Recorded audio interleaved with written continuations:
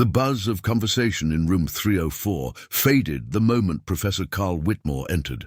He was legendary at Brenton University, not for kindness, but for a brutal honesty that crushed many freshman dreams. His favorite tradition?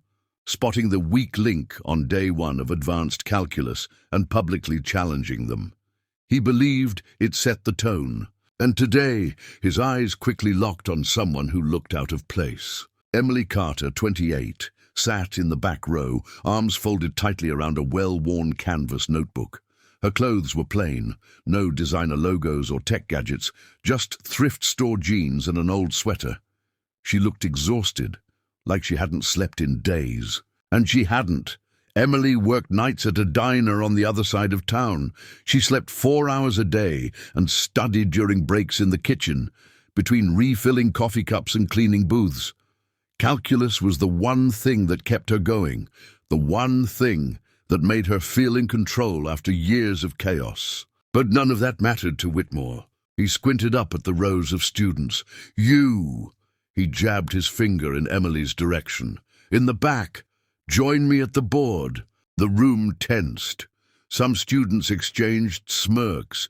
They'd seen this routine before, the awkward silence, the flustered scribbling, and Whitmore's inevitable one-liner at the poor student's expense. Emily rose slowly, clutching her notebook like a shield. As she walked past the rows of stairs, her pulse thundered in her ears. Whitmore tapped the whiteboard. A nasty, multi-layered integral was already scrawled there. It looked more like ancient Greek than a math problem. He folded his arms. "Let's see what you've got." Emily didn't answer. She stared at the problem for a few seconds, blinking, and then, silently, she picked up the marker. She began with a substitution, clean and logical. She transitioned smoothly into partial fractions, then used integration by parts to unlock the rest. Her steps were precise, like watching someone knit a sweater from thread. No hesitation, no mess. By the time she reached the final solution, the room had gone completely silent. Even the cocky guys in the front row leaned forward, blinking. Whitmore took a step closer, frowning. Emily turned toward him. Her voice was calm, quiet. "Did I make an error?"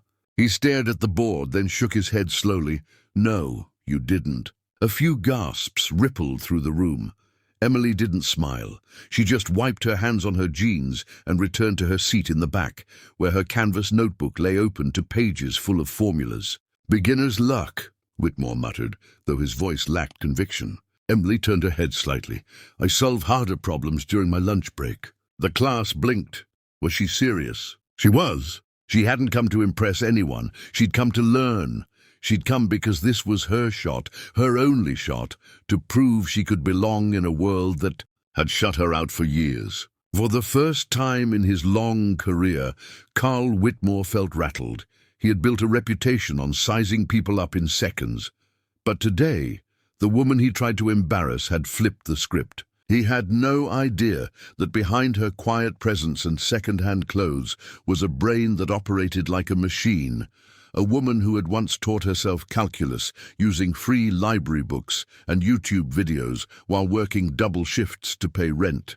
Emily Carter had just changed the dynamic in his classroom, and no one, especially not Professor Whitmore, saw it coming. Professor Carl Whitmore couldn't stop thinking about her. Ever since that jaw-dropping moment on the first day of class, when Emily Carter, the quiet woman in thrift store jeans, had flawlessly solved a problem designed to crush spirits, things hadn't felt the same. For years, he'd seen himself as the gatekeeper of mathematics at Brenton University, but in that moment, it was as if someone had unlocked a door he didn't even know was there. The other students had taken notice too. Once ignored and whispered about, Emily now had a magnetic presence in the classroom. Not because she demanded it, she still sat in the back, still wore the same threadbare sweater, but because she earned it. She answered questions with calm clarity. She asked better ones. She explained things in ways even Whitmore found elegant. After class one day, a student leaned in and whispered, "I heard she taught herself calculus while working at a diner." Another added, "My roommate's in differential equations. She said Emily helped her grasp something the TA couldn't." Word spread. But Emily wasn't in it for fame. She kept her head down, did her work, and returned to the diner each night like clockwork. She barely had time to breathe, studying between customers, reviewing proofs behind the counter during slow shifts, and walking home in the early hours before her 8 a.m. class. One chilly afternoon, Whitmore found her alone in the student lounge, sipping stale coffee and scribbling equations in a battered notebook. He hesitated at the doorway, then walked over. "Miss Carter." She looked up, startled. "May I sit?" She nodded cautiously. "I've been doing some reading," he said slowly. "On your file, your application." Emily's face stiffened, expecting judgment. "I saw that you didn't go the traditional route. GED, night shifts, caregiving." He paused. "You mentioned that math helped you keep your sanity." She nodded. "After my mom passed, there wasn't much left except math. It's the only thing that made sense." Whitmore was quiet for a moment. "It still blows my mind how you solved that problem. I created it to scare first years." "I figured," she said with a small smile. He cleared his throat. "You ever considered joining our competitive math team?" Emily blinked. "Me?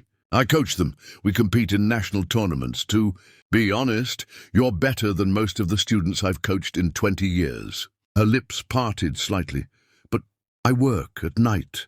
I don't think I'd have the time to travel and—" "We'll make arrangements, scholarships, flexible scheduling.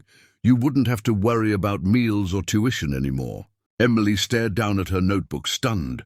"You belong there, Emily. You just never got the invitation." 2 months later, Emily stood on stage at the National Collegiate Mathematics Bowl, leading Brenton University's team. Reporters crowded the arena. Professors from MIT, Stanford, and Princeton watched as this unknown woman solved final round equations in record time. When the announcer declared Brenton University the winner for the first time in school history, it was Emily's name that lit up the headlines. Later, at a small post-tournament interview, a reporter asked, "Emily, what would you say to people who think genius only comes in polished packaging?" She looked into the camera, eyes steady. "I'd say some of the brightest minds come from the quietest corners. Genius doesn't always wear a suit or speak loudly. Sometimes it's just a waitress who never stopped solving." Back at Brenton, Professor Whitmore had a new sign above his office door. "Never underestimate the quiet one in the room. They just might be rewriting the rules."